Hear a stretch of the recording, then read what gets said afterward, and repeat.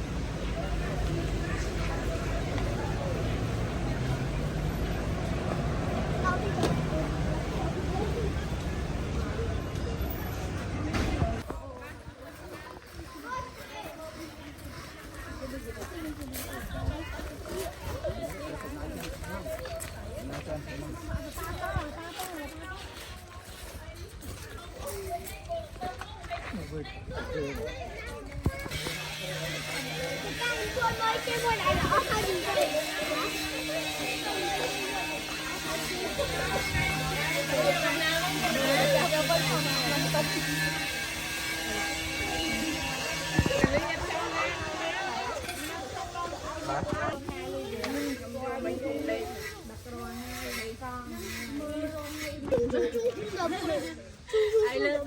lơ như thế này cái tên tao có nói là cái tên nói cái tên nói phải mặc thêm đẹp ta bớt cái bóng tắt mà đây là gì em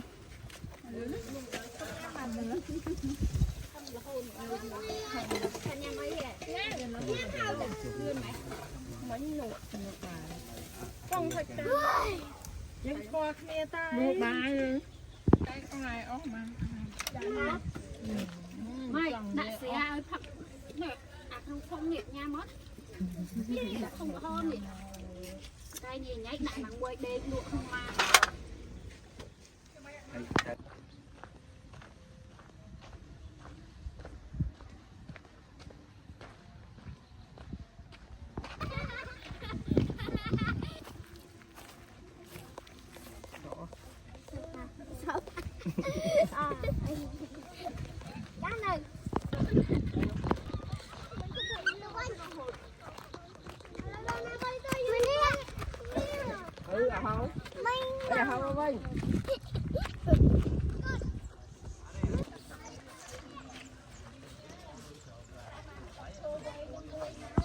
được bạn lượt đó lượt rồi bạn sụt tặng cả con lúa cái này vô muối vô tóc tới lúa nhá cho một ly ô lâu như vậy ly ô hụt ấy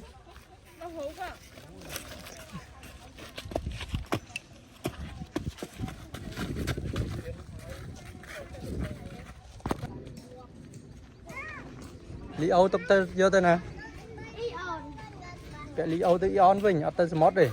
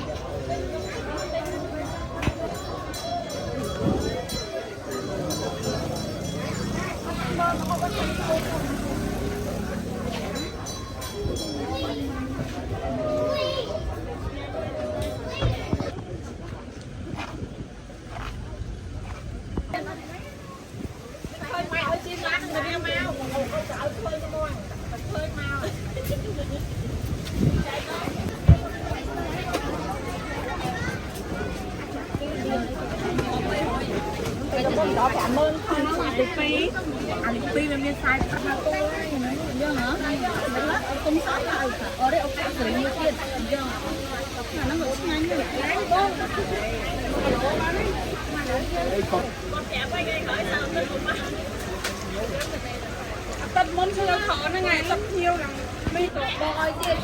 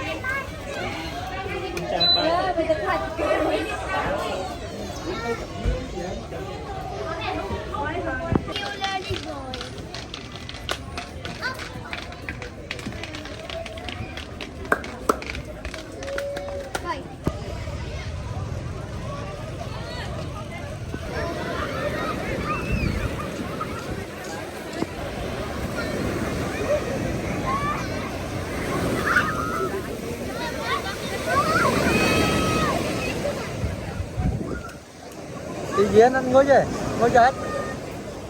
Ngồi chết.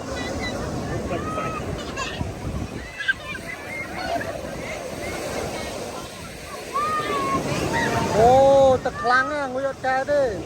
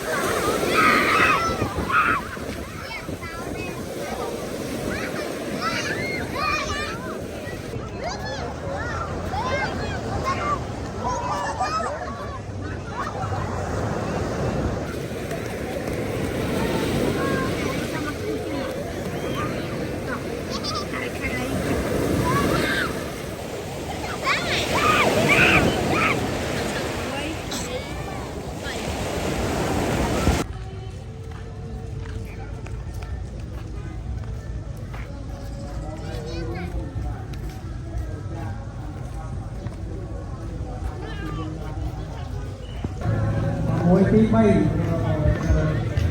áo và học viên bùi sài bà để nó hoàn ca cho nó được học Lên kho cái thu kia.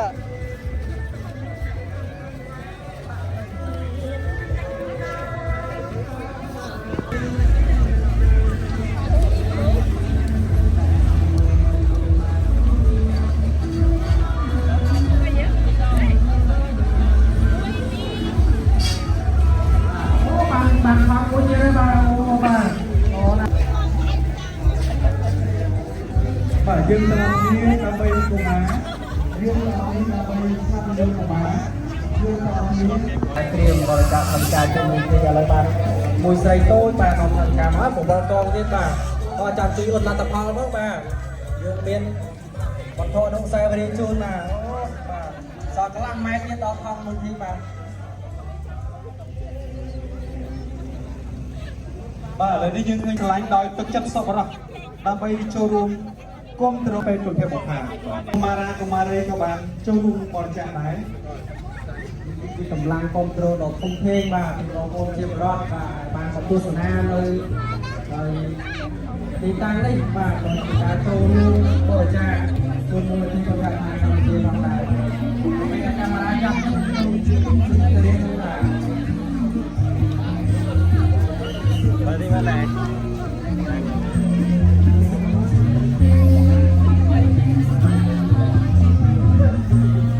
បាទសូមគោរពស្វាគមន៍បងប្អូនលោកស្រីនាងកញ្ញាដែលគូដំណើរក្នុងកាលនេះអញ្ជើញចូលរួមបរិច្ចាគជាមួយមូលនិធិគុណភាពបុប្ផាកម្ពុជាដែលមានសង់នៅទីនេះបាទមិនភ្លេចទេដល់ការថ្លែងអំណរគុណដល់បងប្អូនចរាចរណ៍ដែលបានសម្របសម្រួលចរាចរណ៍ដល់បងប្អូនជាបរិបទដែលបានមកទស្សនាបាទនៅទីនេះបាទបានយ៉ាងល្អប្រសើរបាទមិនមានការរាំងស្ទះអីទេបាទអរគុណច្រើនមែនទែនបាទជាមួយគ្នានោះក៏យើងមានដៃគូសហការដោយមូលនិធិរដ្ឋបាលកម្ពុជាអរសាទរបងប្អូនបាននៅតុបតាមកប្រសើរបាទសូមជម្រាបខាងលោកបាទ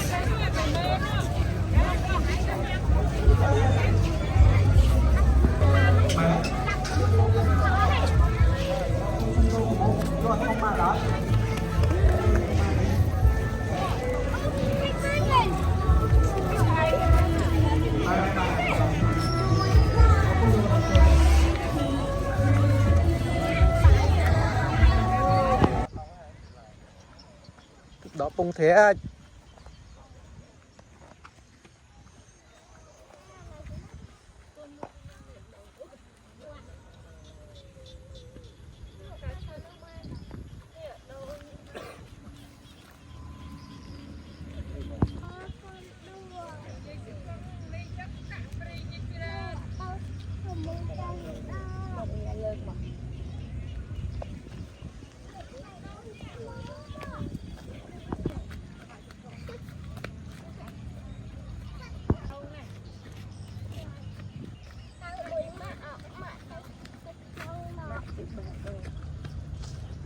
lấy của mấy cái gì đó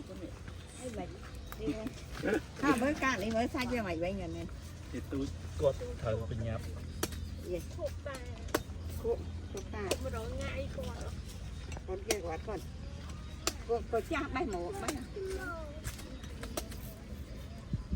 nói ngá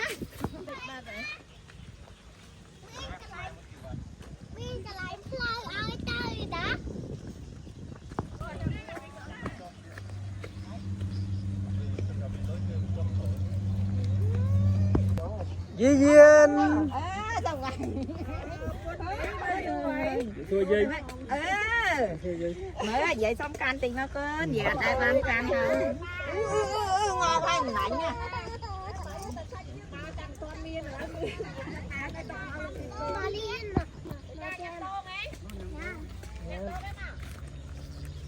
tờ nhắm đâu nọ thì ta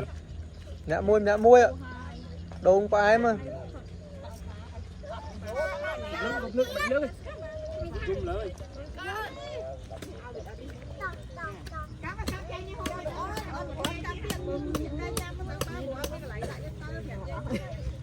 Chắc con hai nó cho người ăn nó đây cho mình nhắm ơi lọc thịt cá